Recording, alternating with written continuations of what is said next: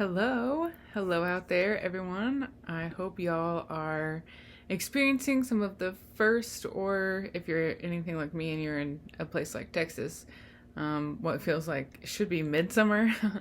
But I hope you're experiencing some beautiful summer weather where you are and able to soak up some sun.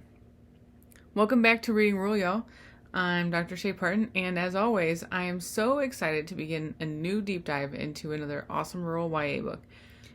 For this series, our focus is going to be Monica Roe's 2022 debut middle grades book called Air. But before we get to the summary and first pages, I wanted to say thank you to those of you viewers or listeners who have filled out the survey I shared across my social media a little while back. I really want to know how my work can best serve all y'all, teachers, teacher educators, pre-service teachers, and students. If you haven't gotten a chance to fill out the survey or aren't on social media and didn't know about it, I put a link in the description below, and I'd be mighty obliged and so grateful if y'all could fill that out. It's only 9 questions, and it'll take you no time at all, I promise. Okay, so now that we've gotten that out of the way, on to the good stuff. I was first introduced to Monica Roe's work through her short story, The Unhealthy Breakfast Club. It's one of the stories in the Rural Voices collection. It's really, really good. If you haven't read it, I highly recommend that story and the whole collection too. Both Unhealthy Breakfast Club and Air feature a diverse cast of characters, including those who use wheels. So, vulnerable confession time.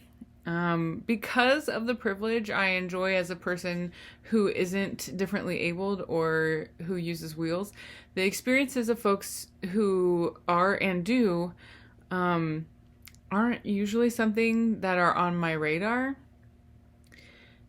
which I feel like is a huge part of the problem. But anyway, so as such, I know that I lack experience and language to talk about those.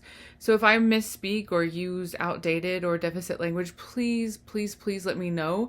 I am so happy to be corrected, coached, and to learn. I am totally teachable and would love for you to reach out and help me learn how to speak about these things better. Because I think that's part of the reason that people don't, is that we don't know how, we don't want to offend, we don't want to say something wrong, and so instead of saying anything at all, we just stay quiet, which I don't think is helpful or good or right or any other synonyms that you can come up for that. So please reach out to me if I say something wrong, because I want to say something about this book because it's so good. So speaking of, on to book talk in the book. The author's note in this book talks about how Roe was inspired to write this book by her work as a pediatric physical therapist. I'm going to read part of it because she explains it better than I could. So she says, as a pediatric physical therapist, I look at what children who have disabilities can physically do with or without help, and also when the architecture around them isn't suited to their needs. Once, while working for a rural school district, I was asked to weigh in on whether a certain junior high student needed a one-to-one aid during the school day. His teachers and the principal felt he did, but the student was adamant that he didn't, while his parents were undecided. I was asked to be the tiebreaker, which led me to consider a complicated question. Was this student fully independent at school with his wheelchair? It depended on how you looked at it. This student was a lifelong wheelchair user who was physically active and dreamed of one day joining a wheelchair basketball team. And like many other active junior high students, he liked to go fast and take a few chances here and there. He was quite independent and could easily get through most of his school day without extra help, but the ramp he had to use to reach some of his classes was too steep, with warped floorboards and a sticky splinter-filled railing. The one bathroom large enough to accommodate his wheelchair did not have grab bars or other adaptations that would have made it easier and safer for him to use it without help. The only times he had trouble were when he had to navigate situations where the school building had not been built to properly accommodate a wheelchair.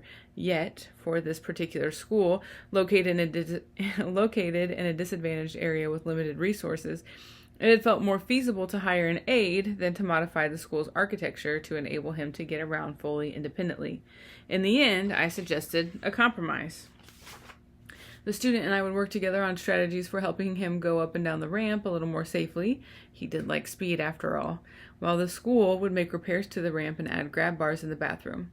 The student liked this idea, and he and I made a long-term goal for him to work toward not having an aide at school. This is in no way intended to discount the crucial supports provided by dedicated aides to many, many students who have specific needs while at school. But in this student's case, I felt that better architecture, not someone helping him all day long, was the best and fairest accommodation for what he both wanted and needed. Like this student, Emmy, our protagonist, is an active, athletic young person who happens to ride on wheels. And, like this student, Emmy confronts struggles that stemmed mostly from a built environment that wasn't designed or constructed with her needs in mind, and from what people around her wrongly assumed she could or couldn't do. So, that's sort of the impetus or the inspiration for this book. And so it kind of gives you an idea about what this book is about, but I'm going to tell you a little bit more. So here's the summary that I wrote. Air follows 12-year-old Emmy Etheridge as she works to generate funds to buy a wheelchair and perfect the skills that would allow her to compete in wheelchair motocross. Practicing her wheelies and speeding between portables on school grounds, Emmy takes a bit of a tumble on a poorly designed ramp at the school. Rather than replace the ramp and other problematic structures at the school, the superintendent mounts a well-intentioned but unwelcome campaign to get her the chair she wants. And this brings a bunch of unwanted media buzz and attention that situates Emmy smack dab in the middle of it all. Though she loves her tight-knit rural community, Emmy feels that she's no longer working for the chair under her own steam. So with the help of her friends, Emmy plans a way for her to speak up and show her community what she can do, what she wants, and to do it her own way. I learned so much from Emmy, and we'll be talking about that in subsequent videos to come. But on that front alone, I think that everyone should read this book. So just to give you kind of a sense of the style of the writing, I'll read the first, few pages of the first chapter, which is called Catching Air, Eating Sand. Alay heaves the ramp over the sandy, stubbly grass field that lies between her place and ours. Your dad's gonna kill us, Em, she says cheerfully. Only if he catches us. I tighten my battered helmet, check my knee and elbow pads, and glance at the ramp. Little closer, okay? Alay groans. Her shiny dark braid swings over her shoulder as she shoves the ramp until it's right up against the bottom of the 6-foot-high quarter pipe. It's a kicker, a small, movable ramp that bikers and boarders use to launch themselves into the air, which is the plan. Alay flips her braid back and shakes her sore arms. That good? Perfect. I nailed riding down the quarter pipe months ago, but the field's too bumpy for me to get enough speed to hit the kicker from the ground, so I decided to try combining the two. Problem solved. I hope. Boost, please. Em, are you sure about this? Alay's hesitation is so brief it's almost invisible. When I give her a look, she laughs. Okay, but promise you won't make me have to explain to your dad how you got stuck headfirst in a round bale. Deal, I tell her. Alay helps me get my ride to the top of the quarter pipe. For all his worry now, Dad used to be on this thing every weekend too. Built it himself, 1 part tree stand, 2 parts salvaged plywood, 3 parts other random junk, skateboards, motocross. He did it all. It's no secret where I got my love of speed. We used to be out here together instead of me having to sneak around. I pull on my padded gloves, bring my front wheels to the edge and breathe. The view from the top of a drop, even a basic one like this, gets me going every time. Those tadpoles swimming in my chest and the sweat on my palms are the best kind of rush. Now that added jump waiting at the bottom makes my guts fizz like I ate a handful of live bees and chased them with a bottle of Coke. Right, let's do this. Helmet, double check. Mouthguard, check. Visor, down, pads, tight. I restrap my gloves and grip my wheel rims. Breathe. Dad won't be home from class for at least an hour. A good daughter wouldn't want her father to worry.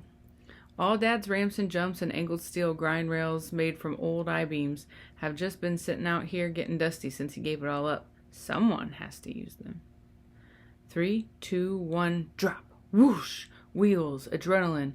One glorious wind-rushing moment, I lean, find that perfect balance point, hit the landing, then my wheels skid sideways, spinning me out. Ow!